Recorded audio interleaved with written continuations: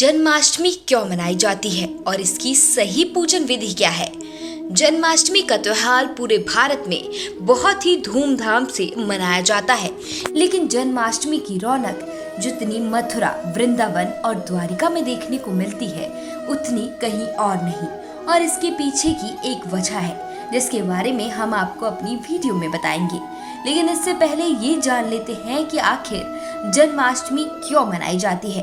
तो चलिए दोस्तों, इसकी शुरुआत करते हैं। जन्माष्टमी का त्योहार कृष्ण जन्म से जुड़ा है।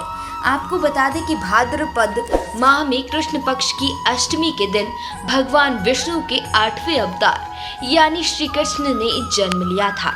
भगवान कृष्ण के जन्म के पीछे का मुख्य कारण था मथुरा नरेश कंस के अत्याचारों से लोगों को मुक्ति दिलाना। मथुरा नरेश कंस वैसे तो रिश्ते में भगवान कृष्ण के मामा लगते थे, लेकिन वो बहुत ही अत्याचारी थे, जिनकी वजह से पूरा मथुरा और आसपास के सभी गांव के लोग उसके अत्याचारों से परेशान थे। कंस इतना अत्याचारी था कि उसने अपने राजपाट हासिल करने के लिए अपने पिता को बंदी बना दिया था। हालांकि अत्याचारी होने के बाद भी कंस अपनी बहन देवकी से बहुत प्यार करता था। कंस ने अपनी बहन का विवाह अपने मित्र वासुदेव के साथ किया था, और वो भी बिल्कुल विधि विधान के साथ।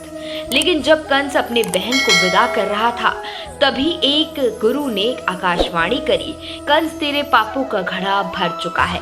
देवकी वासुदेव का 8वां पुत्र ही तेरा वध करेगा और संसार को तेरे अत्याचारों से मुक्ति दिलाएगा। बस फिर क्या, यह आकाशवाणी सुनते ही कंस ने देवकी और वासुदेव को कारागार में डाल दिया। और एक दिन एक एक करके जब देवकी के 7 संतान हुए तो उनको उसने एक एक करके मार डाला। लेकिन जब भगवान कृष्ण का जन्म हुआ तो उस वक्त भी एक भविष्यवाणी हुई, जिसमें बताया गया कि तुम इस बालक को वृंदावन में यशोदा और नंद राय के यहाँ छोड़ आओ। ये सुनते ही देवकी और वासुदेव इसके लिए तैयार हो गए। उस समय बहुत तेज बारिश हो रही थी और यमुना नदी भी अपने विकराल रूप में थी। वासुदेव ने एक टोकरी में श्री कृष्ण को रखा और टोकरी सिर पर रखकर नदी को पार करने लगे, और उनकी रक्षा किसी और ने नहीं बल्कि शेषनाग ने की। यमुना को पार करके वो नंदगांव पहुंचे और श्री कृष्ण को उन्हें दे दिया और उनकी पुत्री को लेकर वो वापस आ गए। इस तरह से भगवान श्री कृष्ण वृंदावन पहुंच गए और इसी दिन से लोग श्री कृष्ण के जन्म को त्योहार की तरह मनाने लगे।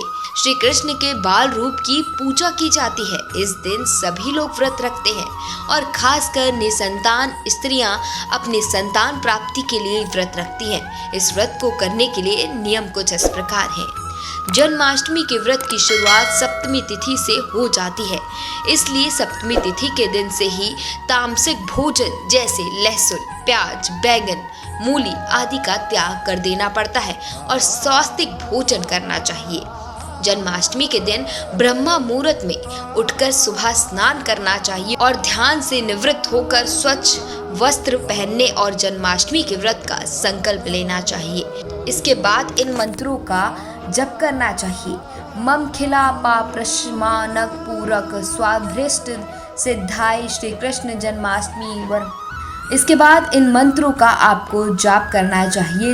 इस दिन आप फलाहार और जलाहार व्रत रख सकते हैं, लेकिन सूर्यास्त से लेकर कृष्ण जन्म तक निर्जला रहना चाहिए और व्रत के दौरान सिर्फ स्वास्तिक रहना चाहिए और शाम की पूजा से पहले एक बार स्नान जरूर करना चाहिए। अब आपको पता चल गया होगा कि आपको व्रत कैसे रखना चाहिए, लेकिन कान्हा की पूजा कैसे करनी चाहिए ये भी बहुत महत्वपूर्ण है। तो सबसे पहले आप दूध से, उसके बाद दही से, फिर घी से और शहद से कान्हा जी को स्नान कराएं। स्नान कराने के बाद गंगा जल से अभिषेक करें।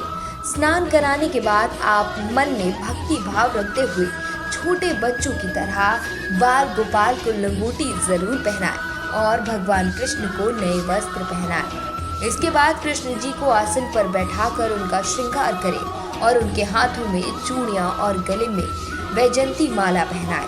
फिर उनके सर पर मोर पंख लगा हुआ मुकुट पहनाएं और उनकी प्यारी बांसुरी उनको जरूर दें। अब आपको चंदन और अक्षत लगाकर धूप दीप लगाकर उनकी पूजा करनी चाहिए। फिर मक्खन मिश्री का भोग लगाएं और ध्यान रखें कि भोग में तुलसी के पत्ते का जरूर इस्तेमाल करें। इसके बाद भगवान को झूले पर बिठाकर उनको झूला झुलाएं और नंद के आनंद भयो भजन गाएं और रात भर भगवान की पूजा करें। इस तरह से आप बाल गोपाल की पूजा करें, भगवान आपकी सारी मनोकामना पूर्ण करेंगे। इसी तरह से जानकारी के लिए हमारे चैनल को सब्सक्राइब करना ना भूलें।